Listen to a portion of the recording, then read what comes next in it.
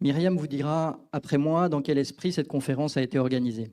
Ce que je veux vous dire, moi, c'est le plaisir qui est le mien de passer 3 jours avec vous, qui venez de toutes les parties de la Libye, de Tripoli, de Benghazi, d'Al-Joufra, de Tarhouna, du Djebel Nafoussa, de Kadames, bref, des 4 coins de ce superbe pays dans lequel j'ai la chance d'être en poste depuis plus d'1 an maintenant.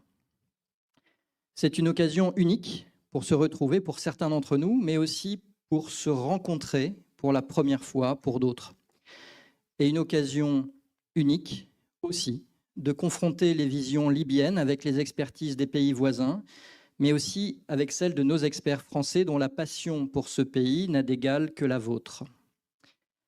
Ce qui nous réunit aujourd'hui, à n'en pas douter, c'est la passion du patrimoine, de sa préservation et de sa transmission aux générations futures. Que ce patrimoine soit matériel ou immatériel. J'ai eu la chance à la fin du mois d'octobre de pouvoir me rendre sur les sites de Leptis Magna, puis de Cyrène, d'Apollonia et de Latroun, où, en ce qui concerne ces 2 dernières missions archéologiques françaises en Libye, dirigées par Vincent Michel, a relancé des fouilles arrêtées depuis 2011. Et quel choc! Des sites d'une beauté à couper le souffle et un vrai vertige, tant on sent l'incroyable potentiel de ces cités du passé. Mais la Libye, ce n'est pas seulement le patrimoine archéologique. La diversité des interventions qui vont se succéder pendant 3 jours le prouve. C'est aussi le patrimoine manuscrit, la tradition orale, avec ses contes ou sa poésie, le savoir-faire textile et celui des artisans de tout métier. Tout cela mérite d'être mis en valeur et protégé. Alors, vous me direz, et la France dans tout ça? Eh bien, au-delà de l'anniversaire des 50 ans de la mission archéologique française en Libye, que nous célébrerons en 2026, et qui à lui seul aurait justifié l'organisation de ce colloque, je vous répondrai que la France, mais vous le savez, c'est une certaine idée de la culture. Celle qui est le pont entre ces 2 rives de la Méditerranée, autour d'un patrimoine et d'une mer que nous avons en partage. La compréhension intime de la nécessité de protéger ce qui nous rend à la fois uniques et différents, mais aussi incroyablement proches. Et surtout, l'impérieuse obligation d'échanger, de débattre et de comparer. On n'est jamais plus riche qu'en considérant la culture comme une addition et non comme une soustraction, comme une chance, comme une promesse et d'enthousiasme partagé. La France, en Libye, essaye aussi de faire vivre cette envie commune de culture partagée, d'échange d'expériences, de confrontation des savoirs. C'est la raison pour laquelle nous avons, au cours des derniers mois, renforcé notre coopération en faisant venir en Libye une photographe, Anne-Lise Broyer, un artiste calligraphe français d'origine tunisienne, Abdallah Akkar, une réalisatrice, Emmanuel de Maurice, qui ont participé à des projets en collaboration avec des artistes libyens. Nous avons fait venir aussi le mois dernier en France un peintre libyen, Mohamed Chandoul, en résidence itinérante. Et nous continuerons dans les mois qui viennent à renforcer notre action en faveur de l'interculturel et de la protection du patrimoine. Nous organiserons ainsi dans la première partie de l'année une exposition dans la vieille ville qui se veut être un dialogue entre les œuvres de la photographe,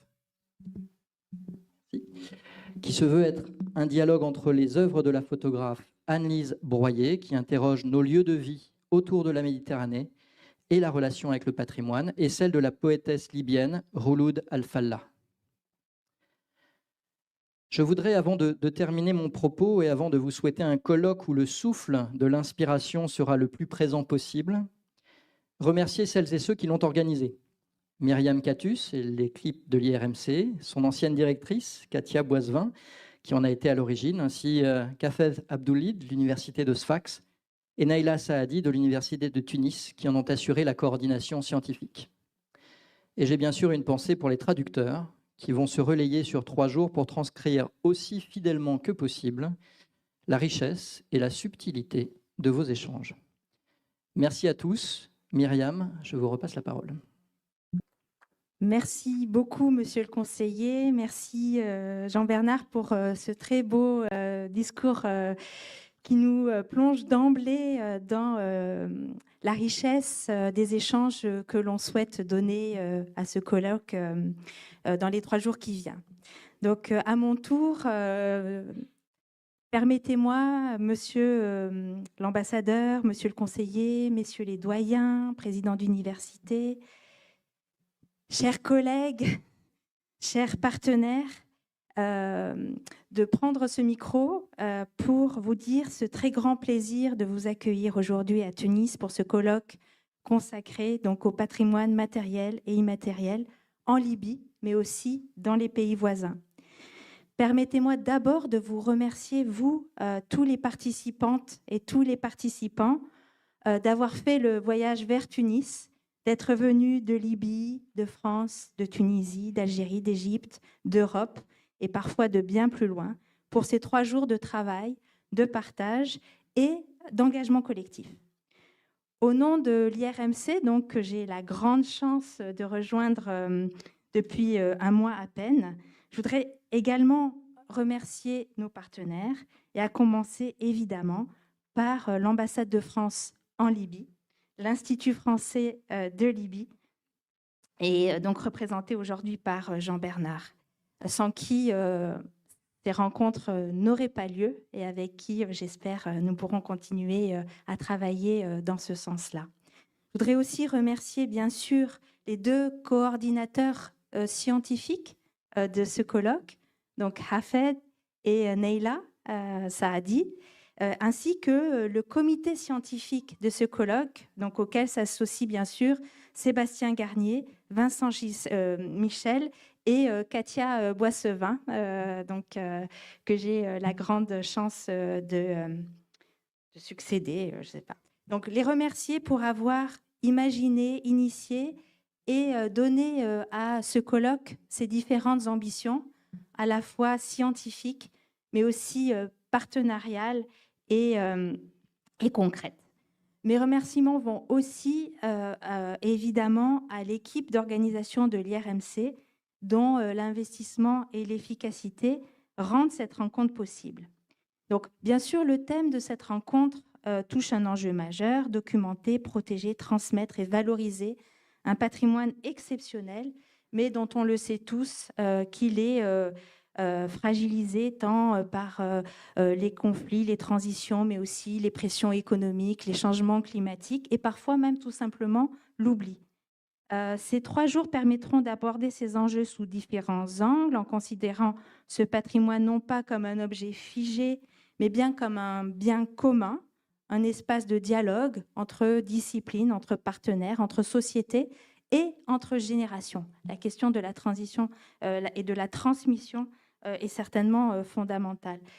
Dans cette réflexion, la Libye occupe certainement une place singulière. Son patrimoine, qu'il soit antique, médiéval, ottoman, moderne, manuscrit, matériel ou matériel, représente des richesses et des défis particulièrement importants.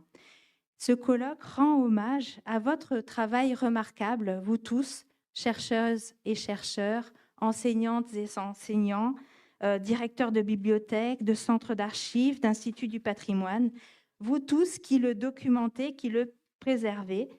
Et donc voilà, ce que l'IRMC souhaitait, c'est offrir un espace pour renforcer dans ce domaine la coopération scientifique que nous avons initiée depuis plusieurs années. Alors laissez-moi, moi aussi, avant de transmettre le micro, remercier l'équipe technique derrière et derrière le mur, l'équipe des traducteurs qui vont faire le travail de l'ombre pendant 3 jours. Alors je les remercie et voilà, je vous demande aussi, ils sont derrière le mur et on peut oublier parfois le travail qu'ils sont en train de faire, donc il faut parler lentement, en faisant des pauses, etc. Voilà. Voilà, pour finir, je dirais simplement que pour l'IRMC, cette rencontre illustre bien notre vocation, accompagner la recherche, soutenir des échanges entre communautés scientifiques et partenaires internationaux et créer un espace de dialogue ouvert pour partager nos expériences et ouvrir de nouvelles perspectives de travail. Donc, merci à tous et toutes et surtout, très bon colloque. Voilà. À Katia et à Hafed qui vont s'exprimer au nom du comité scientifique du colloque. Merci beaucoup Myriam. صباح الخير ومرحبا بكم الناس الكل. Je suis donc Katia Boissevin. Je suis très honorée de vous accueillir ce matin aux côtés de Myriam Katus. J'ai participé au comité scientifique avec Hafed Abdouli et Neila Saadi. Et c'est à ce titre que je m'exprime ce matin. Je suis ravie de nous voir tous réunis pour ce colloque, pour aborder des questions scientifiques et patrimoniales si fondamentales et avoir la grande chance d'échanger autour de vos travaux et de pouvoir, de pouvoir parler, comme Myriam l'a déjà dit, des transmissions générationnelles aussi, qui sont un des enjeux importants autour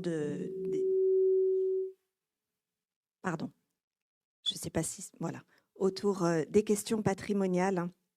Donc, je m'associe aux remerciements prononcés par Myriam Katus, notamment en direction de Jean-Bernard Bolvin, conseiller culturel de France à Tripoli, pour le soutien et les encouragements aussi qu'il a apportés à l'IRMC dans l'organisation de ces 2 journées et demie. Mais aussi à tous les participants, professeurs, chercheurs, doctorants et professionnels du patrimoine qui sont venus jusqu'à Tunis. Pendant ces rencontres, nous allons discuter des différents contextes juridiques nationaux et internationaux qui encadrent la protection du patrimoine archéologique, des risques multiples, naturels et humains qui menacent les sites et les objets dans les différentes régions de Libye, mais aussi de leur valorisation à travers les diverses fouilles en Libye et dans les pays voisins, bien entendu. Et puis, nous aborderons ensemble également les questions épineuses qui se posent quant à l'étude des trésors des manuscrits dont la Libye regorge, la Libye à nouveau et les pays avoisinants, à travers des présentations d'éminents professeurs, tant sur leur contenu, sur le contenu des manuscrits, que sur les conditions de leur sauvegarde et de leur mise en valeur.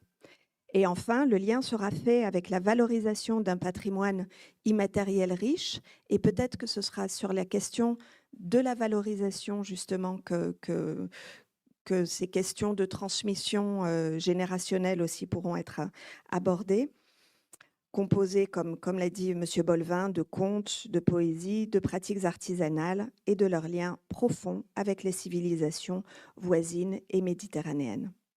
Donc, merci à vous à nouveau pour votre présence, à Neila Saadi, à Hafed Abdouli pour leur constance et bien sûr, à l'équipe de l'IRMC pour ses talents d'organisation. Pour ne pas être trop longue, je vais céder la parole à Si Hafed, qui va présenter le colloque également. Et je vous souhaite une très très belle rencontre et merci beaucoup. شكرا كاتيا. صباح النور والسرور.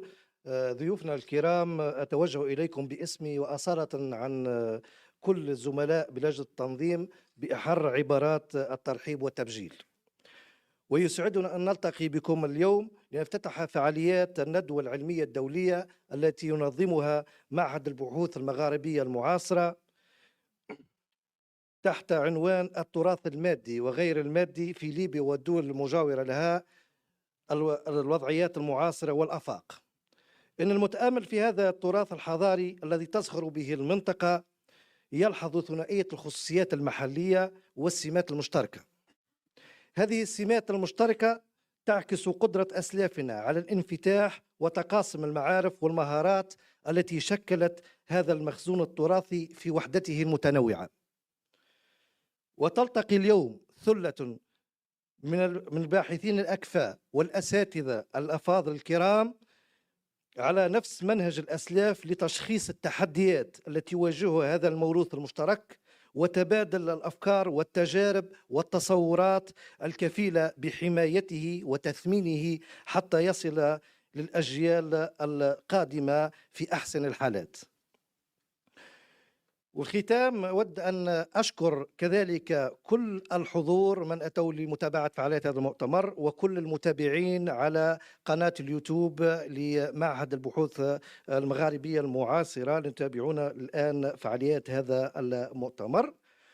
وقبل أن وبعد ذلك أعلن افتتاح هذا المؤتمر بكلمة افتتاحية يقدمها مع سعادة سفير ليبيا ومندوبها الدائم بمنظمة اليونسكو حضرة الدكتور صالح العقاب، الذي مشكور جدا رغم التزاماته بالمؤتمر العام لليونسكو في سمرقند هذه الأيامات، فقد أصر والتزم بمشاركتنا فعاليات هذا المؤتمر، فله مني باسمي وبكل أعضاء اللجنة المنظمة واللجنة العلمية أسمى عبارات الشكر والتقدير. وسوف أحيل له الكلمة عبر تقنية الزوم ليحدثنا عن ثلاثية تدهور التراث، أسباب تدهور التراث الثقافي في ليبيا، التفسير، ضعف الإدارة، وحالة الحفظ. فليتفضل حضرة الدكتور صالح عبد الله العقاب، مشكور. شكرا. وعليكم السلام دكتور صالح، مرحبا دكتور. نعم جيد، تفضل. السلام عليكم ورحمة الله وبركاته.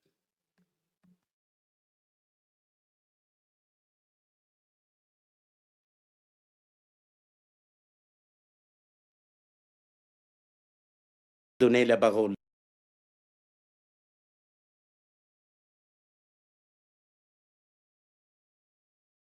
Et comme ça a été dit par Dr Hafez Abdouli tout à l'heure, je m'excuse de ne pas avoir été physiquement avec vous puisque j'assiste au 43e congrès de l'UNESCO. C'est pour cela que j'ai raté cet honneur d'être parmi vous physiquement et de débattre avec vous. Tout d'abord, je voudrais saluer la partie qui a organisé ce colloque. Il s'agit de l'IRMC. Et je salue également toutes les parties, toutes les personnes qui ont contribué ou prêté main forte à l'organisation de ce colloque fort intéressant. Je salue et je souhaite la bienvenue à toutes les personnes qui y assistent. Pour la vérité, j'ai vu nécessaire d'être en communication avec vous à travers quelques remarques et observations que j'ai voulu partager avec vous. Il s'agit vraiment du résultat d'une expérience de vie qui s'étale sur pas moins de 40 années, de 4 décennies de ma vie, pendant lesquelles j'étais à la tête de plusieurs responsabilités. Et j'ai voulu, à cette occasion, partager avec vous mon expérience concernant le patrimoine culturel en Libye. Et d'après le programme et la documentation, oui, je constate que les interventions ont touché toutes les parties, tous les aspects du patrimoine, aussi bien matériel qu'immatériel. Et je vais essayer de poser les problématiques qui sont confrontées par ce domaine, le domaine culturel en Libye. Je pense que la tenue de ce genre de colloque, de congrès, pour débattre de ces défis est d'une importance capitale. Et à chaque fois où un tel colloque se tient, eh bien, on aboutit à de nouvelles idées enrichissantes et qui protègent notre culture. Et je me souviens d'une question qui a été posée au docteur Mohamed Abed El Jabri, qui est professeur de philosophie. Je me souviens qu'un l'un de ses étudiants lui a demandé comment se comporter à l'égard du patrimoine. Mon cher professeur, c'était dans les années 70 du siècle dernier. La réponse est qu'il n'y a pas de réponse définitive. C'est un processus selon Abed El Jabri.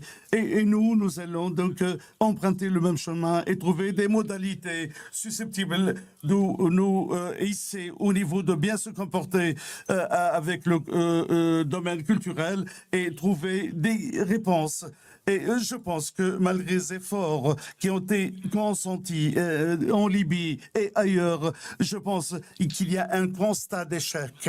On n'a pas pu trouver des solutions pour que ce patrimoine soit soutenu et mis au profit des générations futures. Je pense que la problématique du patrimoine en Libye peut être donc résumée en 3 éléments, parmi lesquels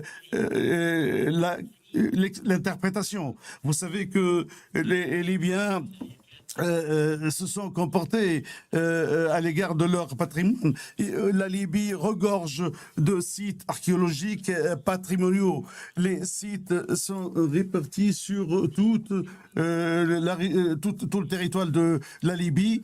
Et nous devons être en mesure d'interpréter, de bien expliquer cette richesse. Le déficit au niveau de l'interprétation crée malheureusement un hiatus entre la richesse d'une part et le fait qu'il soit accessible aux citoyens. Et, les interprétations au début expliquaient qu'il s'agit là de sites archéologiques qui sont en rapport avec des civilisations de mécréants qui n'ont aucun rapport avec l'islam. Les nécropoles également sont saisies comme étant appartenant à d'autres religions qui ne sont pas l'islam. Et certains même expliquent que le fait que ces sites soient délaissés, c'est une sanction divine qui les a touchés. Voilà, ce sont des explications qui ont dominé à l'époque coloniale et même après. Par la suite, l'apparition des courants salafistes dans les années 90 et puis dans les années 2000 qui ont appelé clairement à négliger ces sites. Il y a également des fatwas qui donc ont permis de faire le trafic, le commerce de ces objets archéologiques lors de la domination de l'État islamique. Il y a un certain qui disent que il faut se débarrasser le pays musulman de ces objets archéologiques pour purifier ce pays de ces donc survivances de mécréants. Et donc cette approche a abouti au fait qu'on n'a pas pu établir des passerelles de communication avec ce patrimoine matériel, et même des politiques ont adopté ce point de vue. Et par la suite, on a constaté que à l'époque ottomane, les Ottomans ne se sont jamais intéressés à ce patrimoine, bien plus. Ils ont exploité donc les bâtiments qui ont été démolis pour utiliser leurs matériaux, pour construire d'autres fortifications ou autres. Ils ont facilité également le trafic et la vente de ces objets à l'étranger durant la domination ottomane. Lors de l'occupation italienne, alors les choses se sont modifiées. La machine médiatique italienne a prétendu que la Libye faisait partie intégrante de la civilisation romaine. Et donc, ils ont tout fait pour instrumentaliser, pour utiliser ces sites pour démontrer l'appartenance du territoire libyen à la civilisation romaine. Après l'indépendance, il y a eu une administration du patrimoine qui a été mise en place. Il y a eu des départements, il y a des services qui chacun s'occupe d'un domaine bien particulier. Et la Libye, donc on a constaté qu'elle a amélioré son intérêt à ce patrimoine. La Libye est devenue un pays appartenant à l'UNESCO. Dans les années 60, je me souviens que ce département donc est dirigé par des professionnels, tout en bénéficiant de l'héritage qui a été réalisé par le contact avec les Italiens et les Européens. Par la suite, il y a eu des changements que vous connaissez. Je vise la révolution de septembre, 1er septembre 1969. Malheureusement, le nouveau régime de l'époque a négligé, a laissé de côté cette importance, cette richesse. Et on est donc revenu à la case départ, malheureusement. Donc le problème, c'est que l'interprétation a créé ce gap entre la société et ce domaine culturel. Et moi, lorsque je vise l'administration, je vise la gestion, je ne vise pas forcément l'EDA en place actuellement. Moi, j'utilise ce terme dans une perspective historique. Je pense que ce patrimoine qui a été mis en place en tant qu'institution a abouti au fait qu'il y a eu une administration. Mais l'administration, malheureusement, demeure une administration plutôt pyramidale. Et nous appelons à ce que cette administration soit horizontale, soit globale. D'autre part, on a constaté qu'il y a une instabilité constante au niveau de la gestion de ce domaine. Le manque également de budget et cela donc a impacté négativement la restauration des sites. Et il y a également l'absence presque totale de jeunes chercheurs au niveau de la formation à l'étranger. Il y a eu certainement des professeurs, des docteurs, mais ces docteurs, ces professeurs sont coupés de la réalité donc matérielle et du patrimoine culturel. Et je me souviens qu'à l'époque italienne, cette négligence était mal intentionnée, car vous savez, la colonisation a voulu établir cette coupure entre ce qui est patrimonial et ce qui est sociétal, si vous voulez. Et nous appelons à ce que les communautés locales, les municipalités assument leurs responsabilités, soient donc invités à prendre les décisions. Et on a constaté que ces municipalités, ces communes n'ont jamais été impliquées réellement dans la gestion de ce domaine-là. Vous savez, nous sommes en Libye, nous avons beaucoup de municipalités et vous pouvez même apporter votre témoignage. Et donc, la majorité des municipalités instrumentalisent malheureusement actuellement la richesse de la commune sans y apporter quelque chose de nouveau.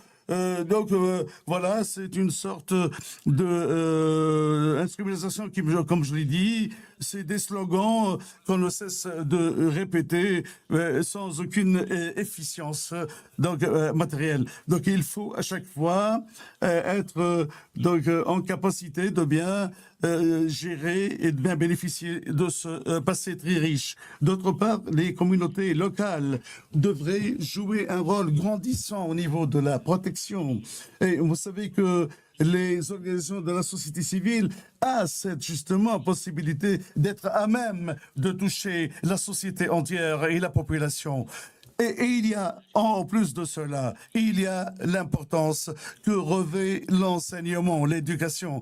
L'enseignement doit se baser sur des programmes qui incorporent la richesse du patrimoine dans les programmes scolaires. Il faut qu'il y ait des excursions, des visites d'études sur le terrain pour les élèves et les étudiants. Il faut qu'il y ait des activités de sensibilisation pour la protection du patrimoine dans les milieux éducatifs. Autre problématique, c'est l'état de conservation. C'est l'aboutissement des éléments précédents, c'est-à-dire la mauvaise gestion, par exemple. Et tout cela est en rapport avec plusieurs facteurs. Ces facteurs sont d'ordre humain, mais également d'ordre financier également. On a constaté qu'il y a absence au niveau de la restauration et on n'a pas d'inventaire exhaustif de nos richesses. Il y a une absence également des compétences dans ce domaine. Et d'autre part, on a constaté malheureusement que cela a donné cet état de dégradation. Cette dégradation est également le fruit des missions archéologiques étrangères. Voilà, en Libye, la Sirane, à Sabrata, et dans d'autres régions, on a constaté l'utilisation de moyens qui ne respectent pas souvent l'intégrité de ces objets archéologiques, de ces sites. Et également, les missions devraient opérer et travailler conformément à l'intérêt national libyen et pour le profit du peuple et de la culture libyenne. Il faut également protéger les sites de toute forme d'érosion naturelle ou bien de pillage ou autre. D'autre part, il faut moderniser les modalités, les conceptions d'agir. Vous savez que le patrimoine est un levier, c'est un moteur de développement, sans oublier que la Libye ne cesse d'augmenter au niveau de la population, au niveau démographique, et nous devons être à même d'apporter justement cette diversification de nos richesses et de mettre à disposition de la société du développement ce patrimoine.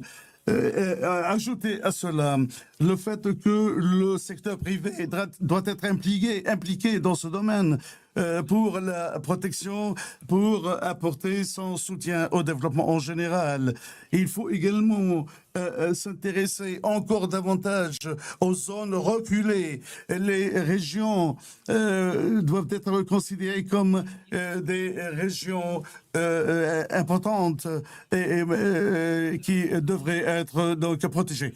Et je vous salue une autre fois, mesdames et messieurs, pour l'organisation de ce colloque. C'est une opportunité si précieuse pour nous pour tirer profit de vos expériences respectives. La Tunisie dispose d'une expérience excellente dans ce domaine et nous espérons que ce travail bilatéral, multilatéral soit couronné de succès et nous sommes tout oui, nous sommes tout disposés pour collaborer avec vous et merci beaucoup et je m'excuse d'avoir été un peu long. شكرا دكتور صالح. Merci, docteur Salah Al-Gheb, pour ce mot d'ouverture qui reflète une connaissance approfondie des problèmes auxquels est confronté le patrimoine civilisationnel et écologique en Libye et la proposition de certaines recommandations et solutions pour dépasser ces problèmes. Au nom de comités et institutions qui organisent cette conférence, nous vous remercions pour votre présence pour couvrir les travaux de cette conférence. Je passe maintenant donc au premier axe, l'axe qui est en relation avec le patrimoine archéologique en Libye et dans les pays voisins, situation contemporaine et perspective. Donc à vous la parole, Monsieur le Président du comité, pour présider la première séance et les chercheurs bien sûr qui vont présenter. Salam alaikum, sabah al-khir. Bonjour à toutes et à tous. Chers participantes présents. Donc, nous souhaitons la bienvenue à cette première séance patrimoine en Libye et dans les pays voisins, situation contemporaine et perspective. Il y aura 3 interventions. La première sera présentée par M. Ahmed Issa Abdelkrim, la situation au contexte politique et juridique en Tunisie et son impact sur le patrimoine archéologique après la révolution de février 2011. M. Daïs est docteur de l'université Extra en 2014 en matière d'archéologie. Donc, elle a une expertise pratique profonde et une adhésion à des responsabilités liées à la protection des patrimoines culturels et l'implication de la société locale. Il a plusieurs travaux de recherche et des études également en la matière. Il est membre du Conseil supérieur de la réforme du secteur d'archéologie en Libye. À vous la parole et merci de respecter donc le temps accordé à chaque intervention. Merci. Salam alaikum wa rahmatullah. Bonjour à toutes et à tous.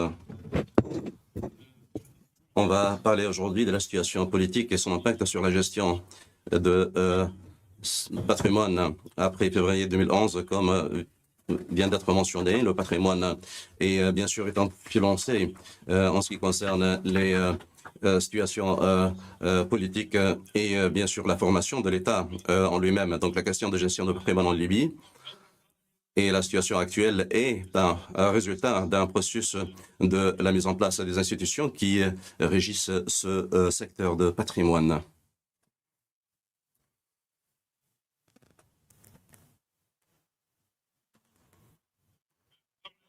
La Libye, c'est parmi les pays les plus riches en matière de patrimoine. Ça existe partout dans le territoire libyen. Plusieurs sites figurent dans ce territoire.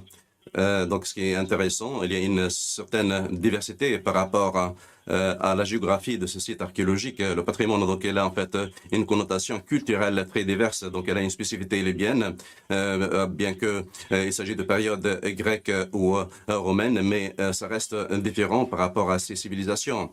Voilà, ça existe dans tous les territoires libyens. Voilà, la première caractéristique, c'est donc la diversité, la richesse depuis la période préhistorique, même voilà, ça existe dans le territoire.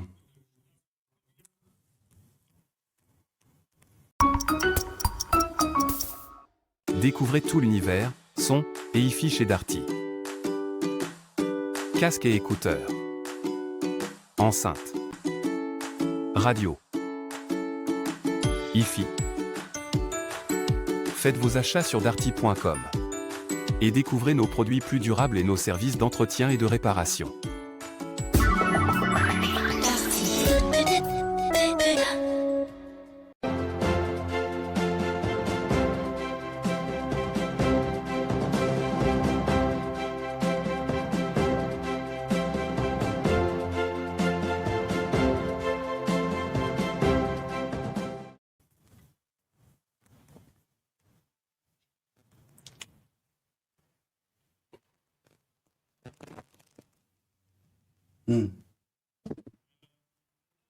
Voilà, les caractéristiques, c'est donc une opportunité pour les recherches et les études. Plusieurs études donc, ont été réalisées en la matière.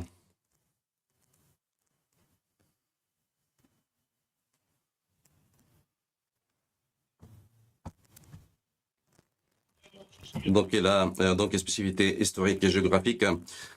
Ça existe dans plusieurs régions. C'est depuis en fait la période préhistorique.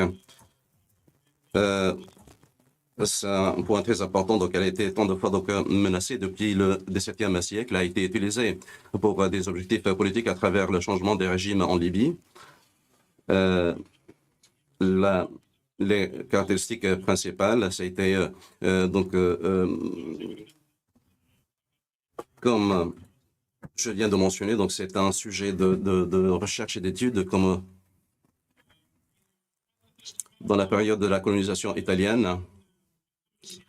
Parmi les politiques italiennes, voilà que la Libye fait partie de l'Italie. Ça a été confirmé par l'archive libyenne lors de la visite de Mussolini qui a visité le site archéologique jusqu'à la mise en place des timbres postaux qui ont engendré cette diversité archéologique.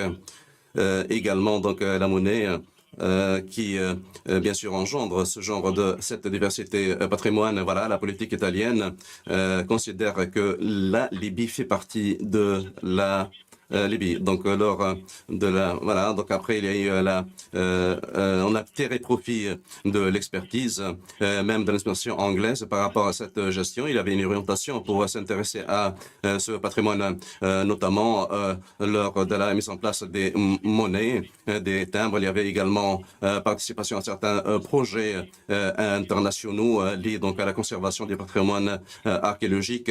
Voilà, donc il y a des l'ancien régime, il y avait une sorte de marginalisation de ces sites archéologiques.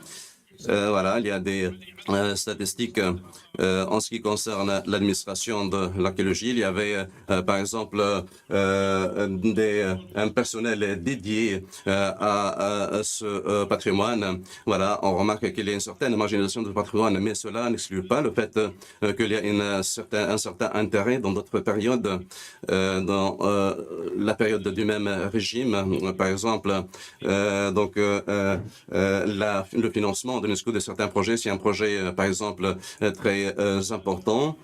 Il y a également l'aménagement de certaines constructions et bâtiments sous la supervision du gouvernement, l'ouverture également du musée national. Ce sont quelques éléments qui montrent qu'il y a un certain intérêt, et même pendant la dernière période de l'ancien régime, il y a un certain aménagement et le régime a essayé d'inviter certaines institutions internationales. Ils ont préparé même une stratégie pour la gestion des patrimoines en Libye. Il y a bien sûr des aspects positifs et d'autres qui sont positifs par rapport à l'entretien de ces sites archéologiques pendant la période de l'ancien régime. Voilà, les problèmes, c'est que donc l'exploitation politique de certains sites archéologiques, il y a un juif qui a essayé de cambrioler donc certains sites archéologiques. Voilà, l'insécurité et les institutions qui ne maîtrisent pas la totalité de ces sites archéologiques. Il y avait également avec le gouvernement. En ce qui concerne c'est d'édicter certains ordres sur l'administration des sites archéologiques, comme c'est le cas pour certains palais qui sont transformés en administration. Voilà, il y a un conflit avec le gouvernement. Nous avons également donc un problème principal que dans la gestion des patrimoines, et pas uniquement l'administration du patrimoine qui est responsable de patrimoine, il y a plusieurs parties qui interviennent. Donc l'administration du patrimoine est la principale. Il y a également le ministère de la gouvernance locale, également l'administration des villes historiques.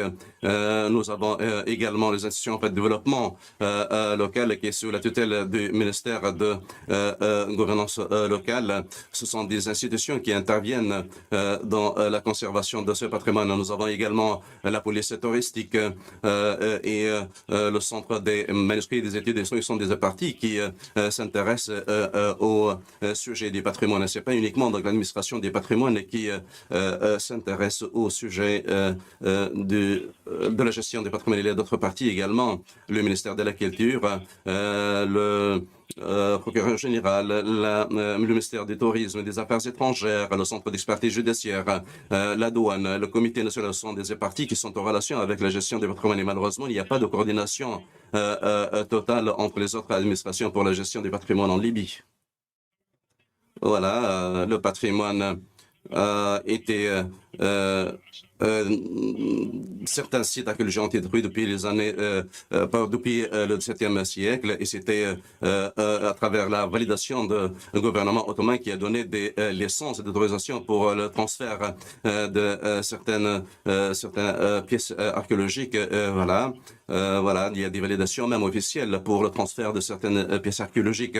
Après le 7 février, l'UNESCO directement a appelé l'Alliance internationale et la Libye en guise du respect de la Convention de La Haye. Il y a eu donc un congrès, donc un appel pour la conservation du patrimoine culturel de juin 2011. Il y a également une vision qui pense qu'il y a un problème par rapport à la conservation du patrimoine en Libye. Découvrez à la FNAC. PC portable et PC de bureau. PC gaming. Tablette. Découvrez tout l'univers informatique disponible sur fnac.com. Rendez-vous sur fnac.com.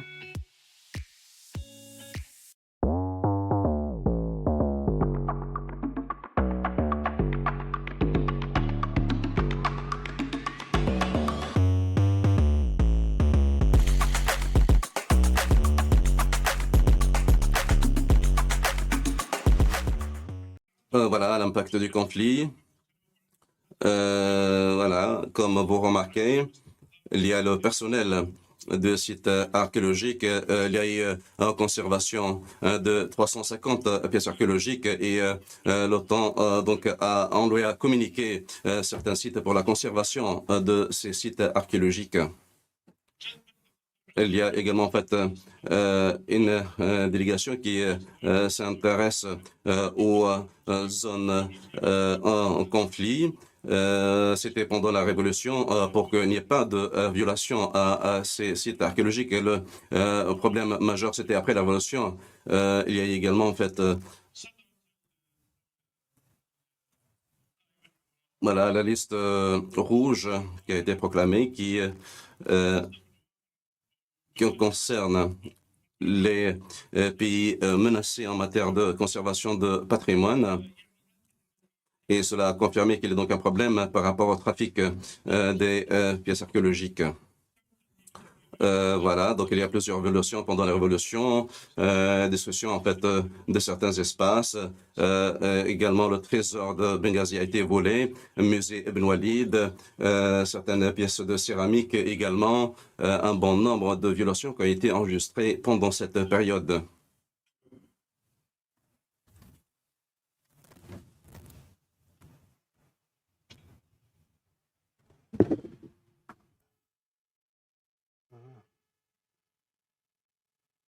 وين الوجه هنا؟ مش عارف. هذه خريطة تبين. Voilà, c'est la carte qui montre les violations contre certains sites archéologiques. Ibn Walid,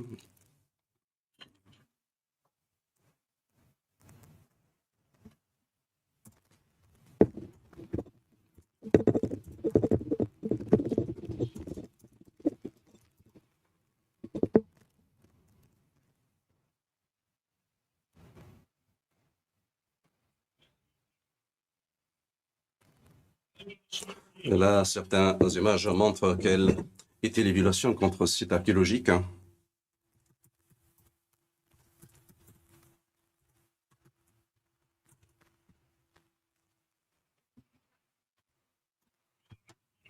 La situation, l'instabilité et la division administrative a impacté la situation, également la faiblesse de coordination entre les parties prenantes. Voilà, cela a causé un problème par rapport à la gestion du patrimoine.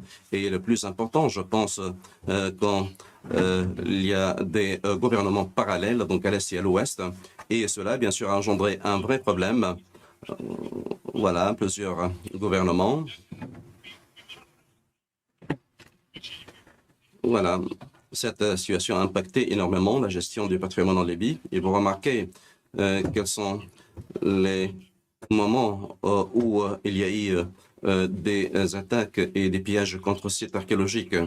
Voilà, l'administration a gardé sa présence en tant qu'institution historique, mais le problème à chaque fois, cette administration est sous la tutelle de ce gouvernement, puis après il y a un changement derrière. Voilà, après la révolution, il n'y a pas d'intérêt par rapport à ce patrimoine. Également, il y a un problème de budget par rapport à la conservation de ce patrimoine. La division politique donc a engendré une division en ce qui concerne l'administration du patrimoine, également des menaces contre les sites archéologiques et également il y a une augmentation des organisations de la société civile qui ne coordonnent pas avec l'administration de gestion de patrimoine. Par exemple, la décision du gouvernement en 2015 en ce qui concerne la création de l'administration de patrimoine dans l'est de la Libye, qui a adopté notre modèle administratif par rapport à la gestion de ce secteur et a créé un ensemble de politiques. Et la division dans cette période a engendré également des résultats très graves, notamment en ce qui concerne les 5 sites archéologiques libyens. Sont entrés dans la liste de l'UNESCO menacée. Il y a également en fait des attaques contre les sites archéologiques, augmentation de trafic de artefacts.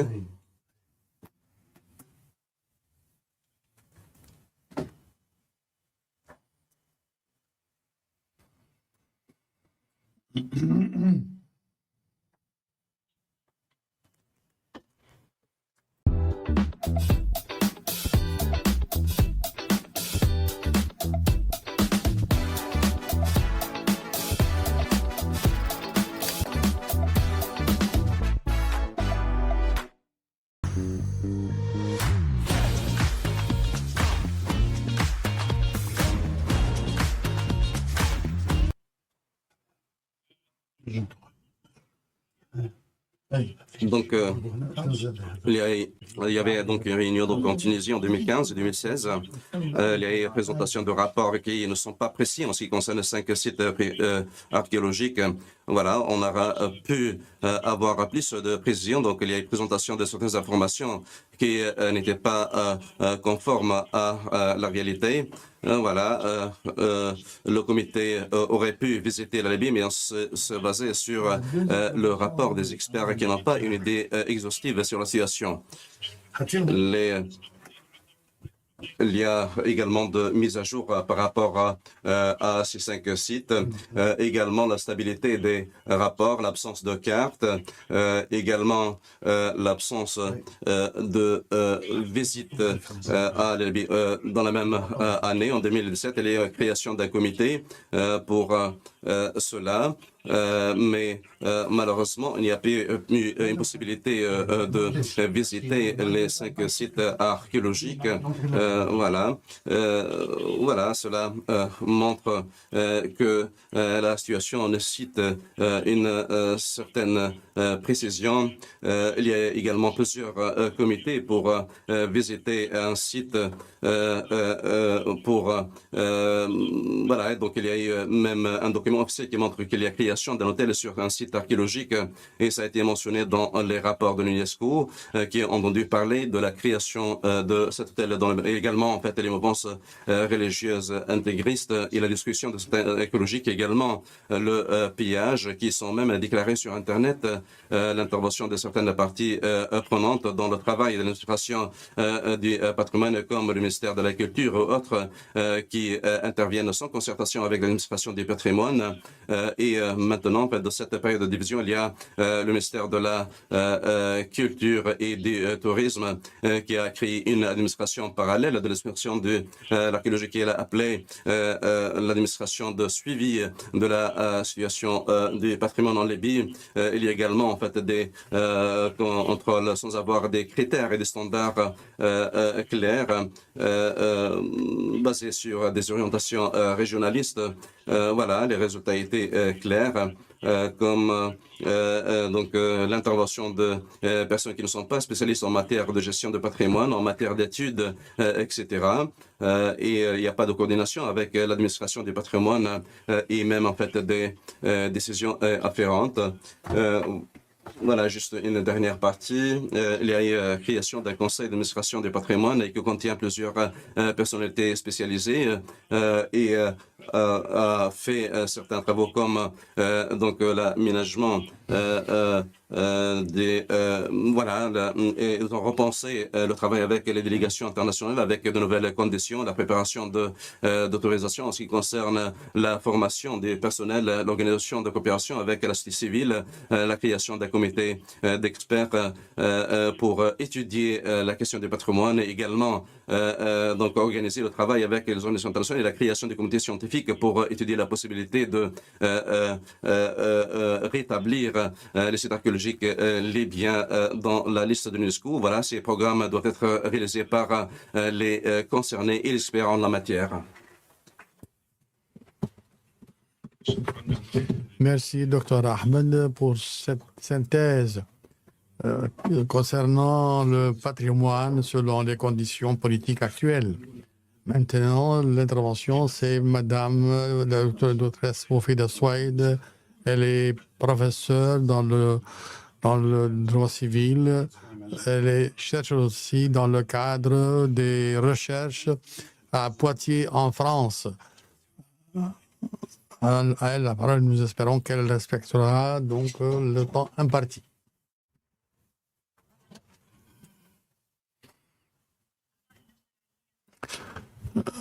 Messieurs les membres du comité scientifique, mesdames et messieurs, il m'est agréable que je me mette devant vous lors de cette conférence pour participer avec vous donc dans un sujet qui a lien donc avec la protection juridique du patrimoine en Libye. Et j'espère que cela va ouvrir donc un espace de discussion pour enrichir le dialogue concernant le patrimoine, notamment archéologique en Libye. donc la loi de protection juridique du patrimoine en dépit de toutes les lois concernant la protection, ceci est resté d'être morte. Et là, nous voyons que la problématique donc parle de ce cadre juridique et comment protéger le patrimoine en Libye et comment aussi et quels sont les empêchements qui n'ont pu faire participer à cela. Et la proposition de certain nombre de lois, un certain nombre de propositions afin de protéger le patrimoine d'une manière efficace. Le cadre juridique comporte un certain nombre de points forts, et notamment concernant la loi de 1994, qui est le cadre, donc la protection du patrimoine et comment empêcher la traite. Et ceci, c'est le cas, c'est le cadre juridique fondamental.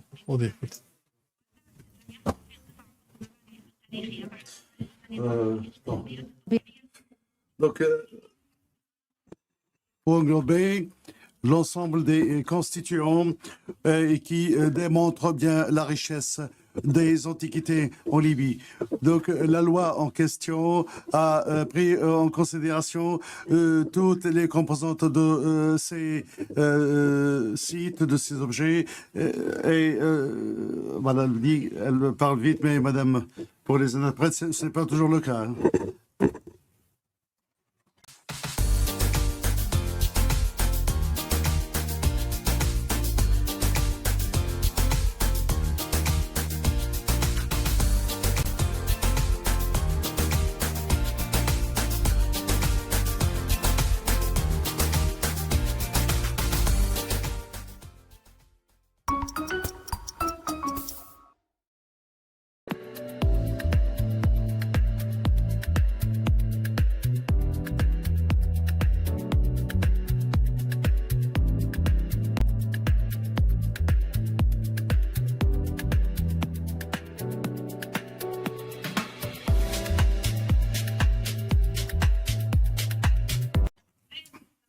Donc, selon cette loi, il est interdit de s'approprier ces objets, sauf à condition que cela stipulé par une loi. Il faut donc respecter la souveraineté de l'État, la souveraineté qui doit protéger ses richesses et lutter contre toute forme de trafic et de contrebande. Donc on a constaté dans cette loi une approche anticipative qui vise toute forme de défiguration ou de contrebande, de vente ou d'exportation, et même le fait de s'approprier illégalement de ces objets, ces antiquités, qu'elles soient enregistrées ou non. Donc le législateur libyen a voulu couper la route contre toute velléité de faire de la mémoire collective comme une marchandise qui se vend. C'est pour cela que la loi de 2024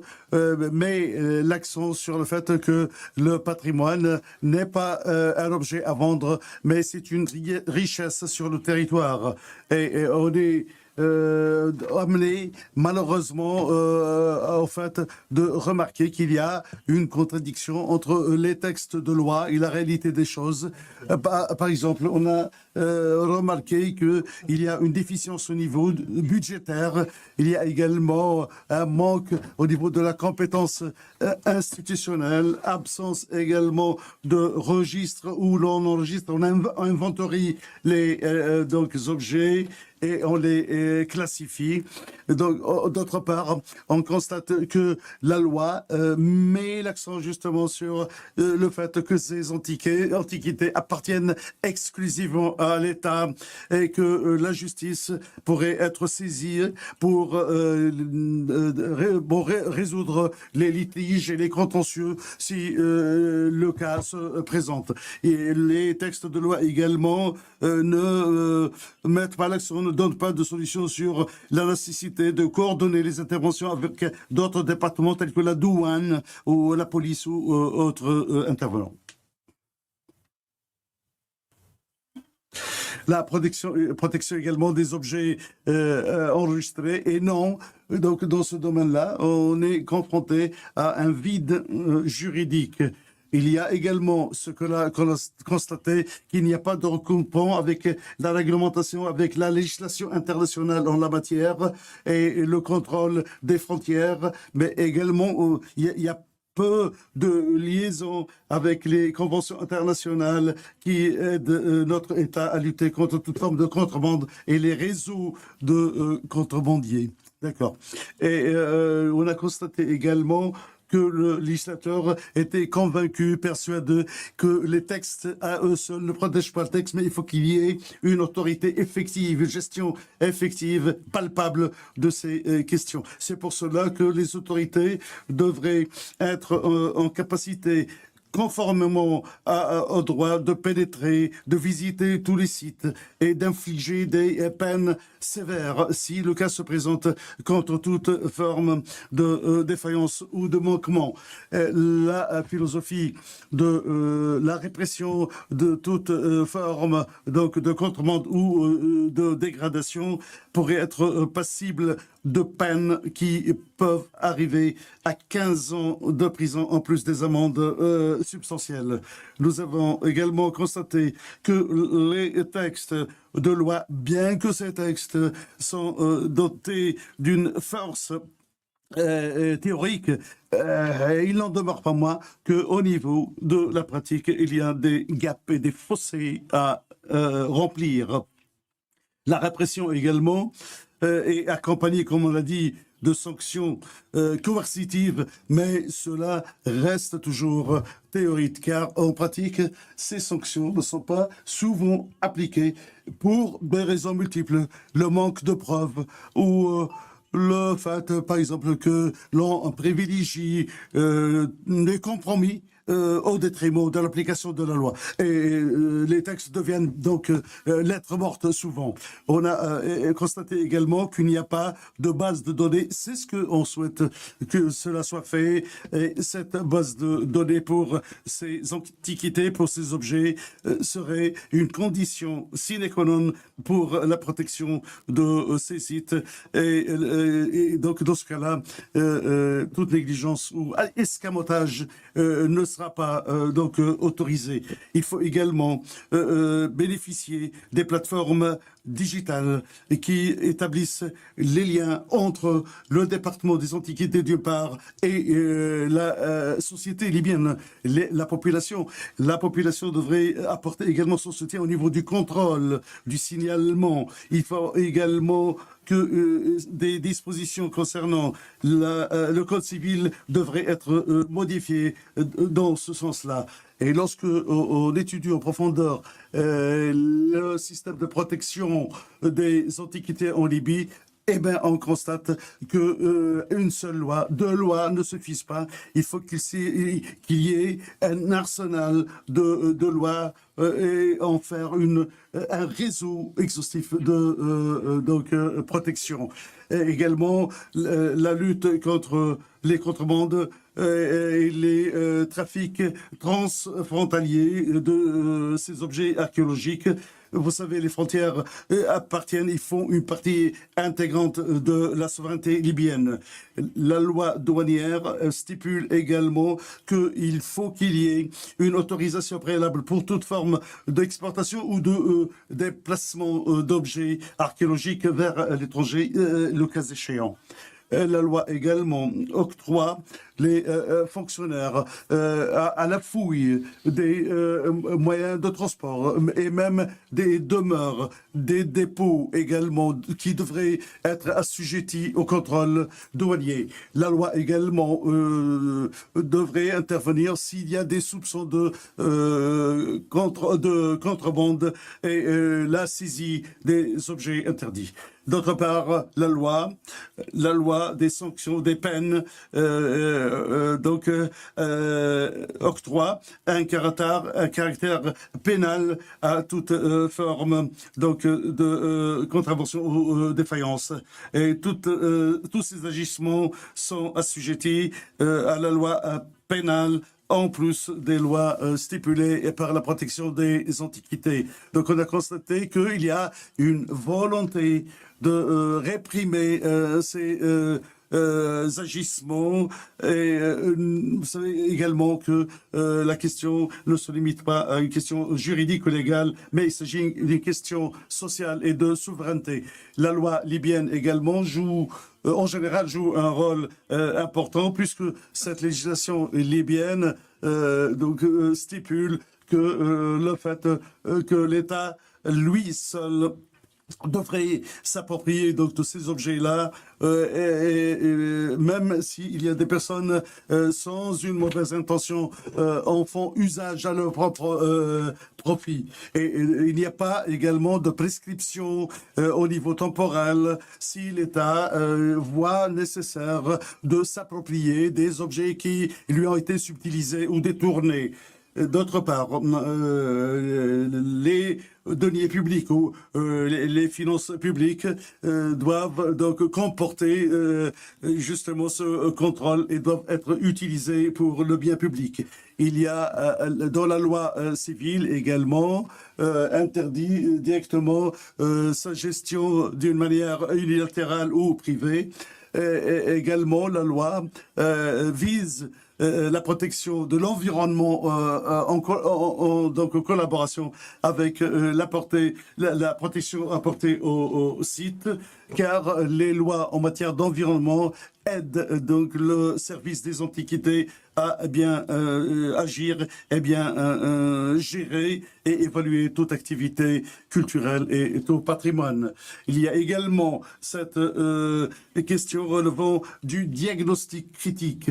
Et nous avons constaté que dans les textes pêchent par ce manque de diagnostic critique du domaine. On a également constaté cette tendance à utiliser des termes vagues, flous dans la définition de certains aspects, de certains concepts également. On a constaté également un manque substantiel au niveau du contrôle. Il y a des défaillances dans le domaine douanier et la récupération des objets détournés ou volés.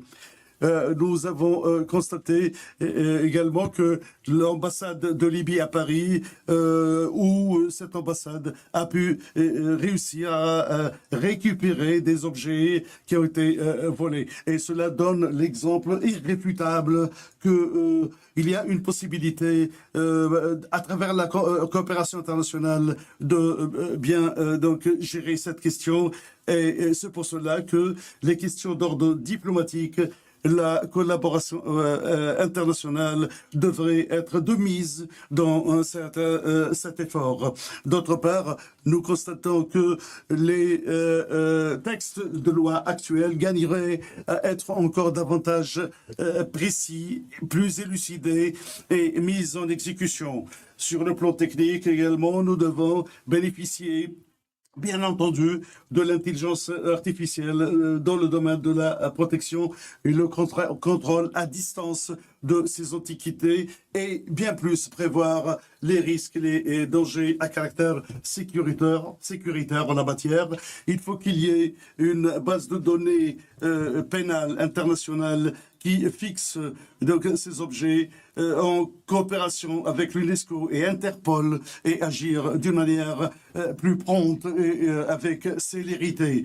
D'autre part, nous devons utiliser les techniques nouvelles pour faire de cet effort-là d'un effort peut-être disparate à un effort homogène, national, qui garantit non seulement la protection de ce qui existe, mais également la récupération de ce qui a été détourné au profit donc de l'État, du peuple libyen, et renforcer l'appartenance identitaire de la Libye.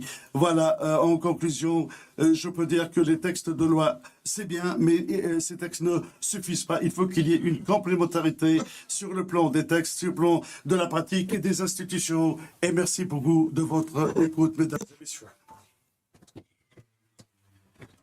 Merci, Dr. Swede, pour le respect du temps alloué pour la protection juridique de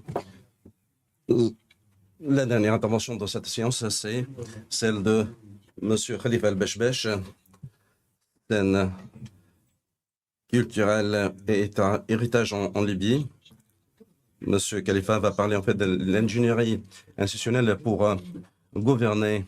Donc le patrimoine, c'est une approche systémique en Libye. C'est un chercheur et écrivain spécialisé dans le patrimoine culturel en Libye, matériel et matériel. Voilà, donc il a des participations importantes dans des projets de documentation et de publication de certains articles en matière de l'histoire, l'archéologie en Libye. À vous la parole, cher monsieur.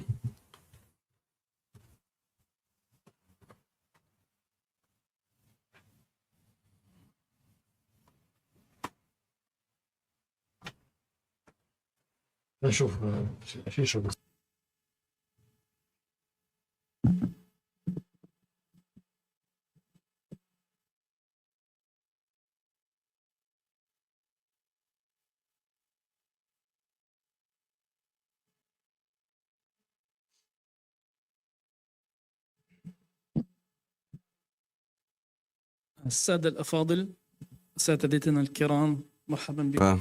Participants, participantes, bienvenue.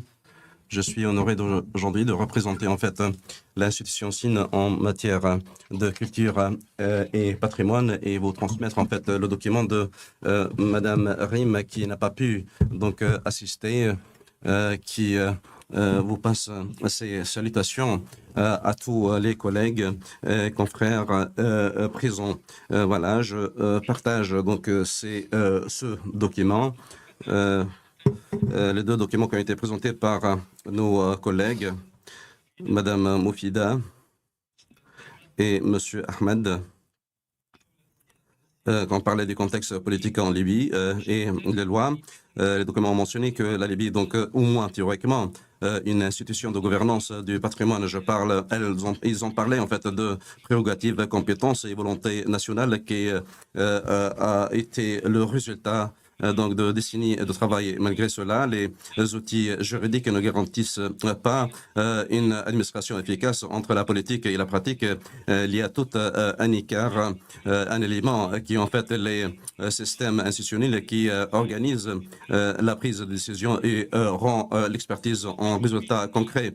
L'écart entre l'intention et l'exécution, c'est donc un élément qui sape les efforts de conservation du patrimoine. Les institutions libyennes sont engagées et habilitées techniquement, mais la plupart du temps, les efforts sont à la marge. Donc, il y a en fait des projets en cours, mais il n'y a pas de complémentarité pour créer un système institutionnel solide et les directeurs et les leaders passent leur temps à résoudre les problèmes quotidiens au lieu de formuler des stratégies à long terme.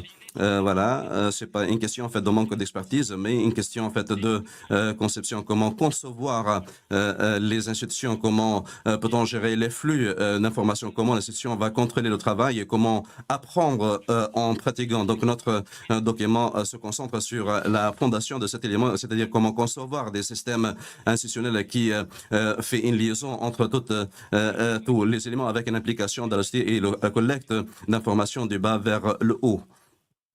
Voilà, nous présentons cela comme preuve d'orientation. Ce sont en fait des orientations en ce qui concerne la Convention de 1972 et la politique de développement durable de 2015 et la stratégie de la Fondation le renforcement des capacités qui s'appuie sur trois éléments. Le premier élément, c'est les systèmes d'administration exhaustive qui peuvent s'adapter. Deuxièmement, c'est les approches participatives qui se basent sur la connaissance locale.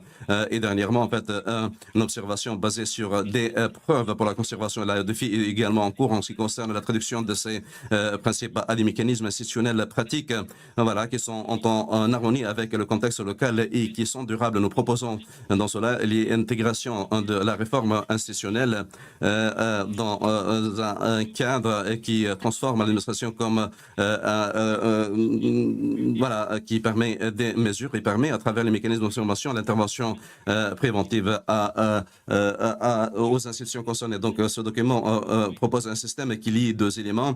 Le premier, c'est l'ingénierie donc institutionnelle, c'est-à-dire le cadre de gouvernance et les mécanismes d'administration effective et qui permet, il y a une communication et le suivi et de redevabilité également, en fait, la connaissance sociétale à travers l'utilisation des outils qui permet une approche participative et l'inclusion des données locales dans la prise de décision sur le plan local. Voilà, cette thèse se base sur des initiatives qui ont été exécutées par SIN en Libye, le système en fait de gestion en fait de système qui consacre la coopération et l'harmonie sur le plan stratégique. Également en fait le ressourcement numérique est en fait une approche de base qui bien sûr exploite les connaissances de base sur le plan local à travers des cartes participatives.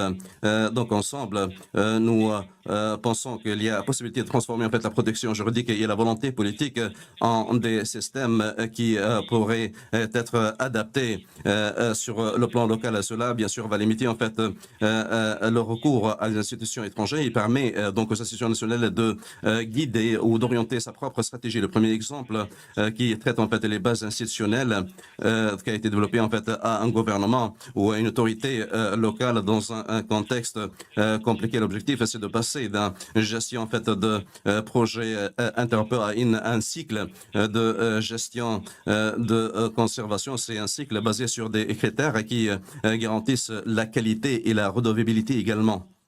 Voilà. Malgré la présence d'une capacité technique et l'engagement institutionnel, les opérations étaient divisées. Ce qui est exécuté sur le terrain n'est pas toujours conforme donc à la qualité attendue par l'autorité. Voilà, donc il a causé un gaspillage de budget et faiblesse de contrôle sur ce processus. Voilà, donc il y a donc eu un impact sur l'originalité de ces sites.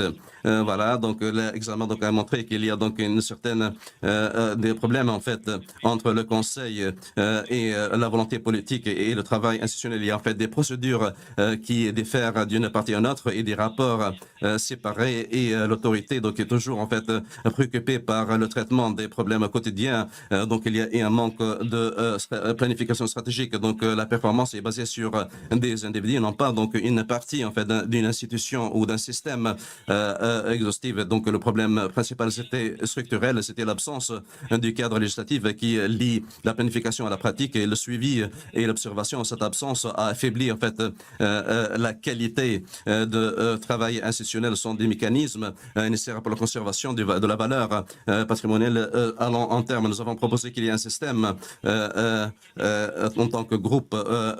Voilà, nous avons proposé de lier trois niveaux. Un niveau stratégique pour déterminer la vision, les objectifs de la politique et les critères. Un niveau également administratif pour transformer les politiques à des plans. Et troisièmement, niveau exécutif pour l'application des critères et des outils de suivi et pour garantir la qualité de l'exécution. Donc, ce système a été basé sur une logique d'orientation de l'UNESCO et avec une adaptation de la spécificité du contexte libyen. De cette façon, nous pouvons transformer les critères internationaux à des mécanismes institutionnels pratiques. Voilà, le système donc a été conçu par une feuille de route qui commence par le renforcement des capacités des institutions en interne pour qu'elles puissent réorganiser ses compétences et son expertise. Il y a donc un deuxième niveau qui demande un entretien des sites archéologiques qui nécessite donc une administration opérationnelle. Et également, il y a le mécanisme de suivi de ces travaux. Et troisièmement, en fait, l'élargissement de l'investissement dans le site archéologique, c'est-à-dire il faut valoriser ces sites dans le cadre des objectifs stratégiques comme en fait les valeurs économiques et sociales et l'implication de la communauté locale et l'intégration de ces sites dans la liste auprès des organisations internationales.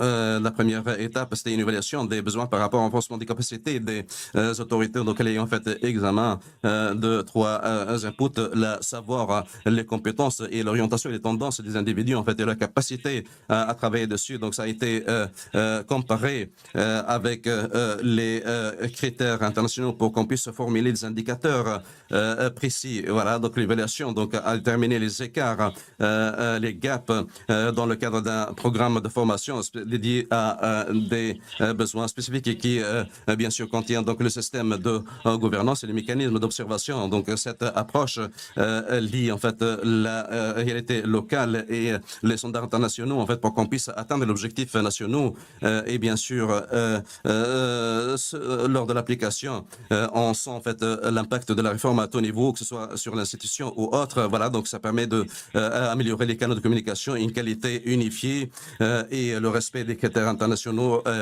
également. C'est donc un saut à travers des plans stables pour qu'on puisse avoir une institution basée sur des données et de gouvernance. Et malgré cela, chaque système efficace demande qu'il y ait des données intégrées d'une façon durable et qui permet en fait de nous renvoyer à la deuxième partie. La deuxième initiative, c'est un système numérique participatif qui est en cours de développement, qui a comme objectif de créer donc une plateforme numérique qui regroupe les sociétés locales d'une part et les professionnels et les institutions dans le cadre d'une base de données unifiée. C'est pas une participation symbolique, mais plutôt stratégique pour qu'on puisse remplir les gaffes, pour qu'on puisse évaluer la valeur et pour garantir qu'il y ait des données à travers un plan ou une opération logique sur laquelle peuvent se baser les institutions. Voilà, donc le patrimoine donc est menacé à travers les violations humaines, le changement climatique, les inondations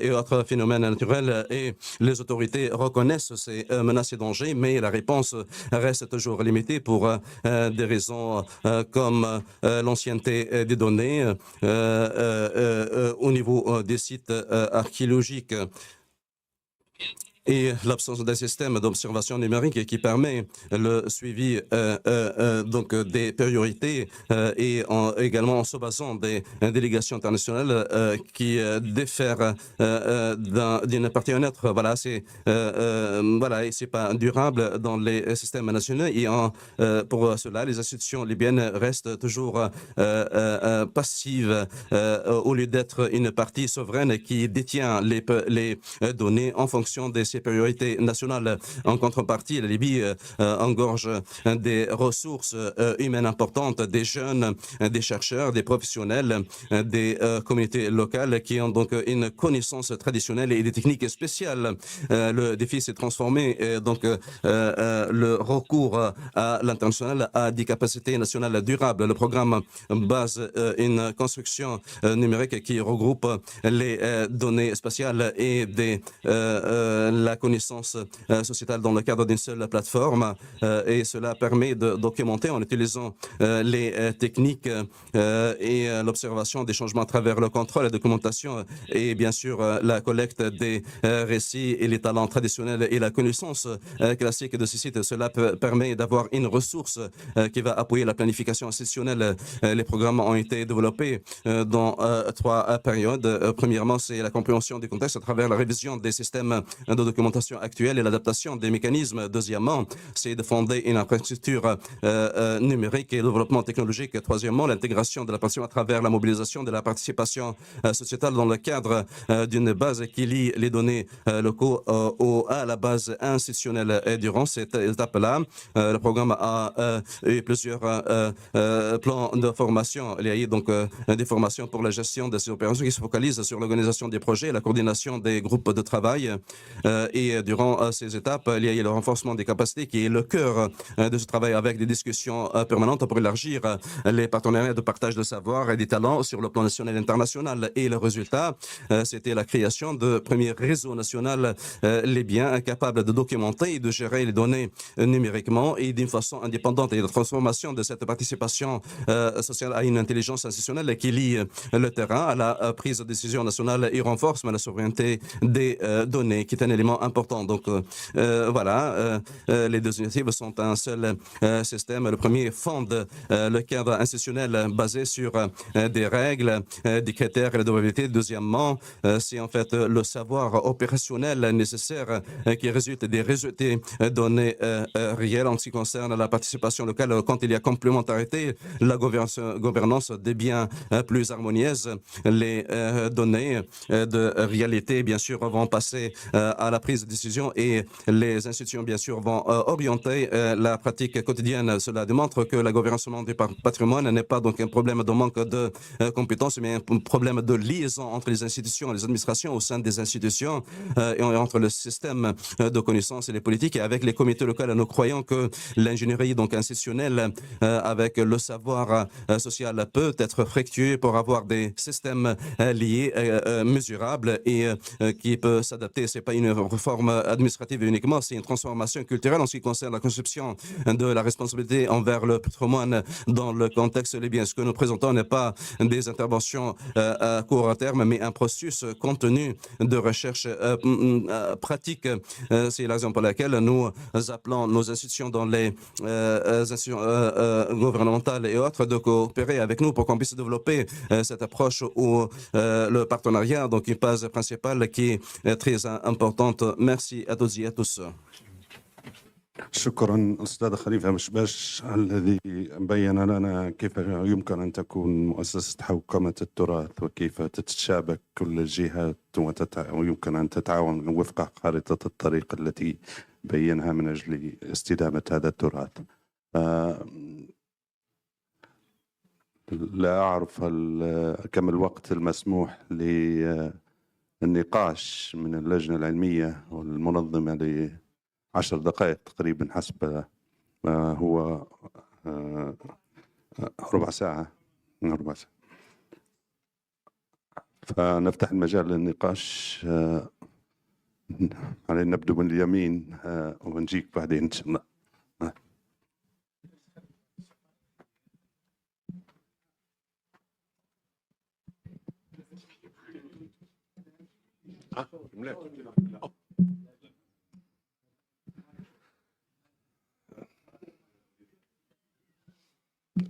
شكرا دكتور مفتاح طاي هذه الفرصة.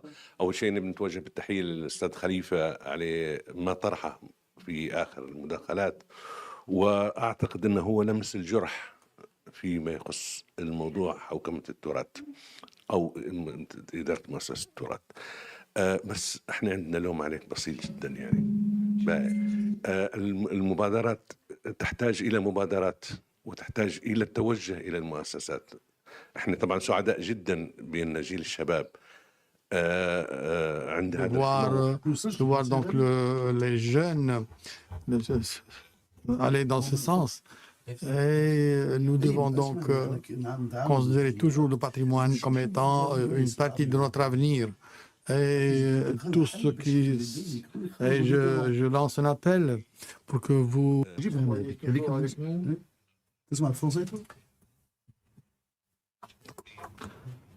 Et là, c'est un sujet extraordinaire concernant notre vision de l'avenir du patrimoine et comment donc le gérer, la gestion du patrimoine et essayer de tirer profit de tout ce qui existe, de tout le matériel qui est là et qu'on n'a pas eu l'occasion d'avoir dans notre génération. Et j'insiste aussi, nous sommes tout à fait au début de cette conférence et l'intervention de Mme Moufida et le Dr Ahmed sont des interventions. Et moi, je sais de ce dont ils sont capables, bien sûr. Mais je pense que, excusez-moi si je vais quand même parler d'un petit détail. Ce qui manque, c'est la communication. Et vous pensez que nous sommes une institution qui s'enferme sur elle-même? Non, mais nous sommes ouverts à toutes les initiatives.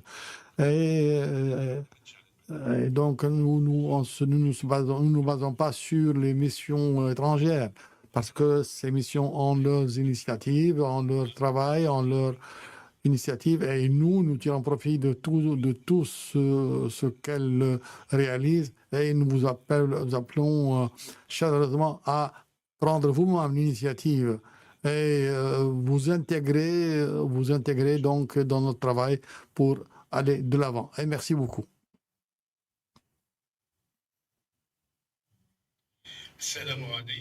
Bonjour. Mohamed Fadah Zargouni. En vérité, je suis quand je vois une pierre, je lui donne pas l'importance suffisante. Peut-être quand on me demande de garder cela et je ne sais pas exactement quelle est son importance. Et là, je trouve devant une statue et je vois l'impact du temps. Et ma question s'adresse à M. Ahmed Aïssa. En géologie, ils ont dit que les 2/3 de la montagne sont donc dans le sable mouillé.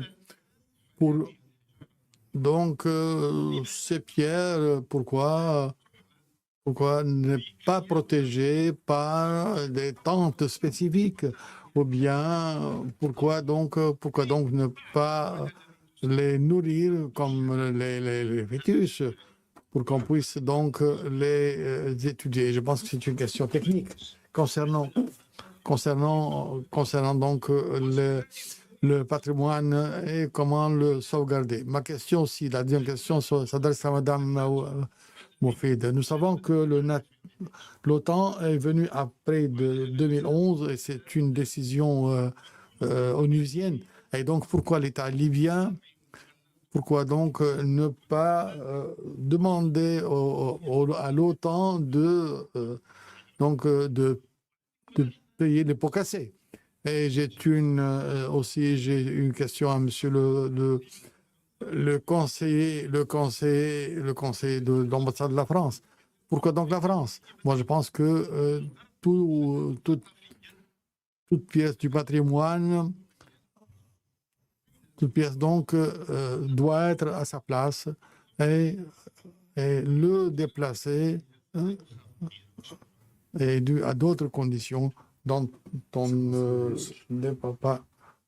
discute pas lors de cette conférence.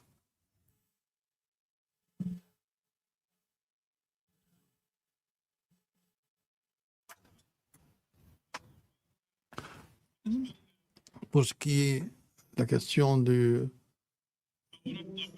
l'archéologie et le lien,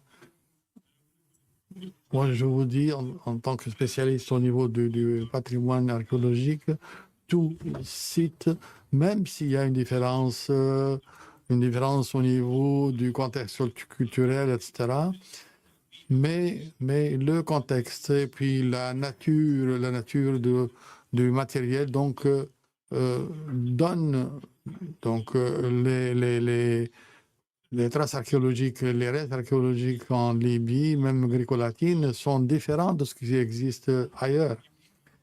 Et là, donc la géographie intervient ici et le site intervient aussi dans cela. Et merci. Concernant la question que vous avez posée, pourquoi donc on ne fait pas payer les pays de l'OTAN? En fait, mais ici, avant de faire payer l'OTAN, etc., il faut nous commencer par changer la loi libyenne. Parce que toutes ces lois sont classiques, sont désuètes. Et la plupart des textes juridiques aide ceux qui vont piller les pilleurs à prendre ce qu'ils veulent. Même dans ce texte, on trouve toujours des termes concernant la sauvegarde, mais en fait, on n'a pas encore une nouvelle loi. Et avant de demander donc la restitution de l'OTAN, il faut que tout cela soit inclus dans les lois. Et il faut, par exemple, toutes les amendes, toutes les sanctions doivent être bien mentionnées, même s'il y a des accords internationaux. Mais commençons par la loi. Donc, parce que là, dans cette loi, il faut qu'il y ait des paragraphes concernant donc le dédommagement. Et là, nous pourrons ensuite. Mais maintenant, on ne peut pas le faire parce que personne ne va nous prendre au sérieux et personne ne va répondre à nos requêtes. Merci.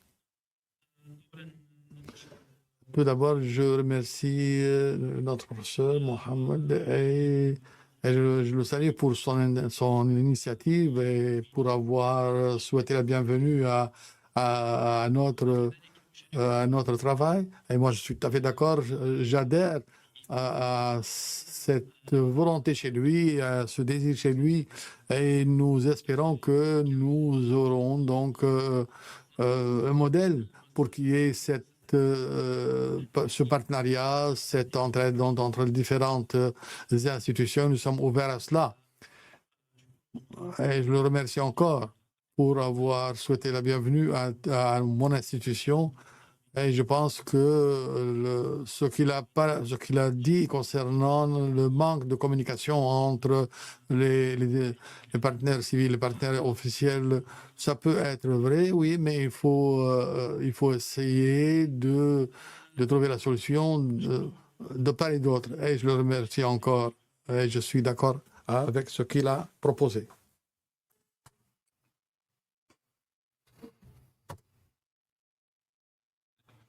Au nom de Dieu, clément, miséricordieux, je suis le professeur Abbas Kahour, Université de Biskra en Algérie. Je remercie les organisateurs, les intervenants.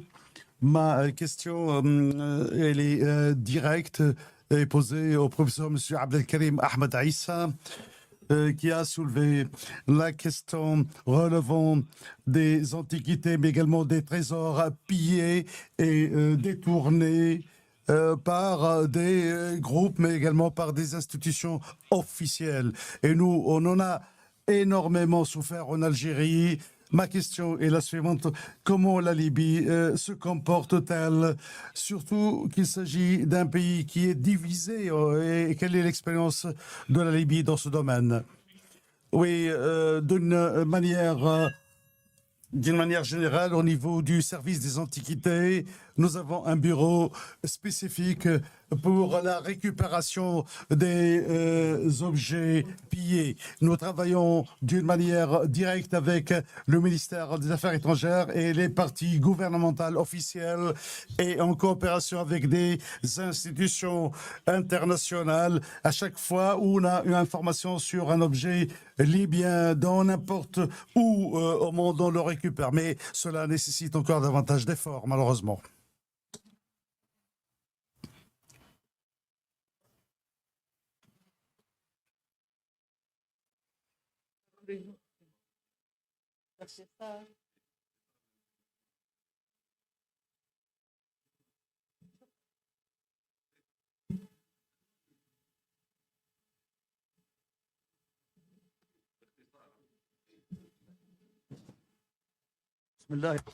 Au nom de Dieu le clément, miséricordieux, je vous salue toutes et tous.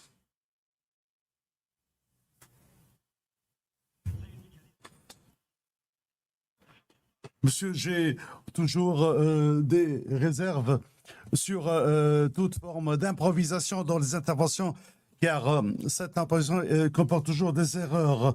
Moi, je vais parler en général, je ne vise aucune personne. J'ai entendu de très belles choses qui ont été dites, mais malheureusement, je dois dire, nous sommes en train de chanter une chanson libyenne dans une langue étrangère. Ma question est la suivante. Pourquoi cette question du patrimoine est prise en considération et valorisée par l'Occident plus que nous?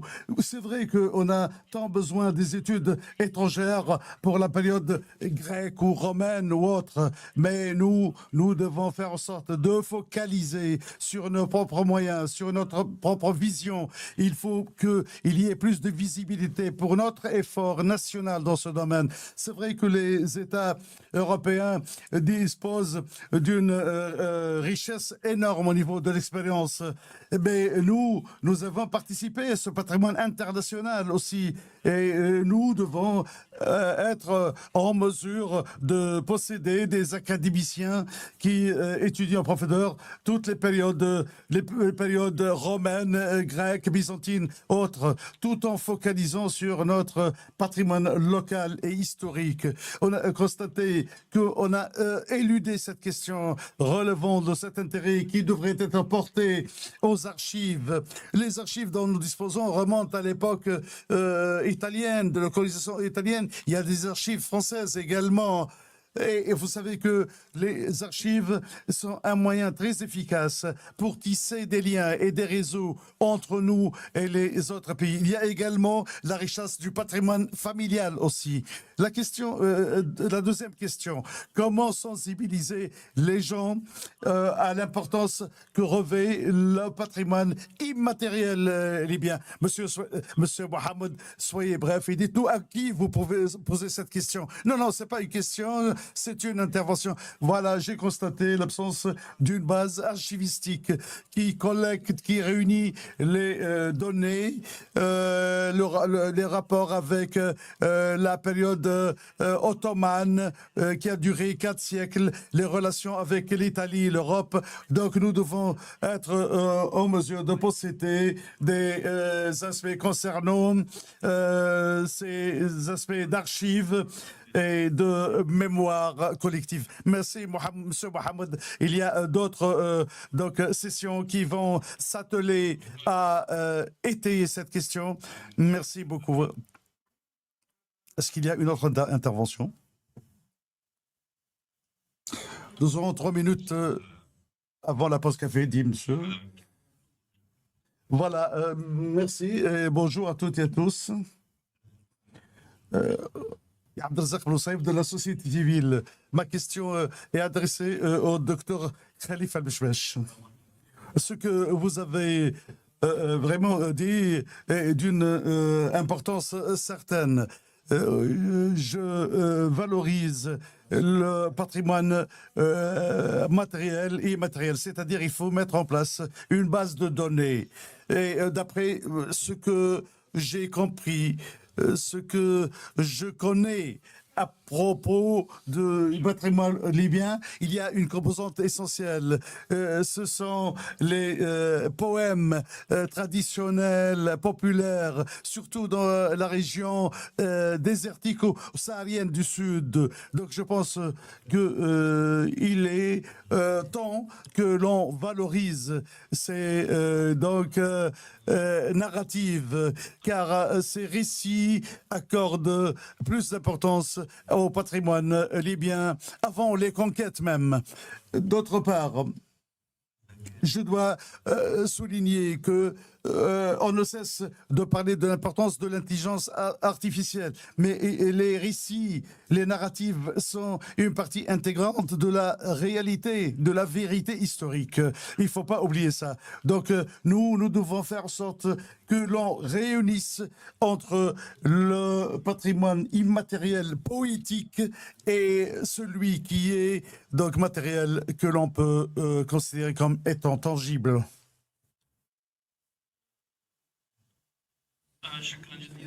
Merci beaucoup, professeur.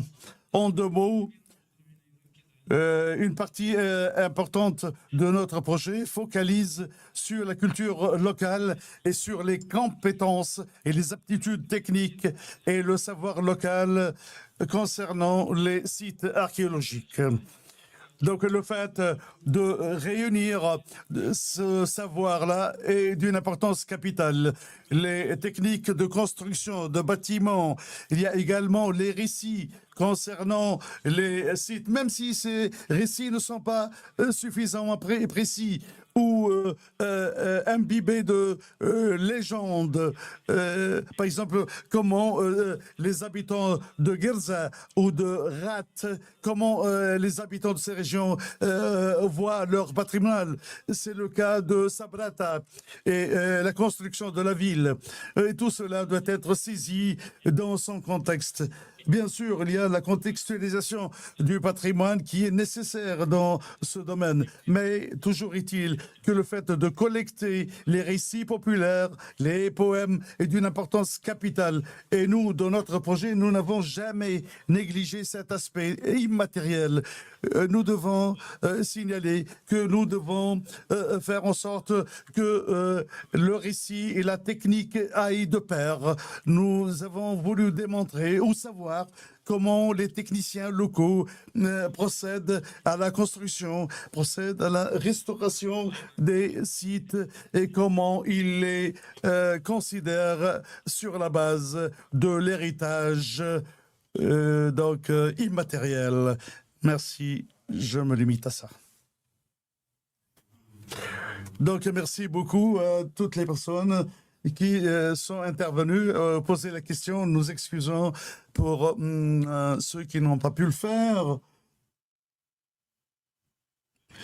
car nous sommes sous le couperet du temps, comme vous savez. Et voilà, je salue donc les organisateurs pour m'avoir accordé la présidence de cette session et je souhaite la réussite.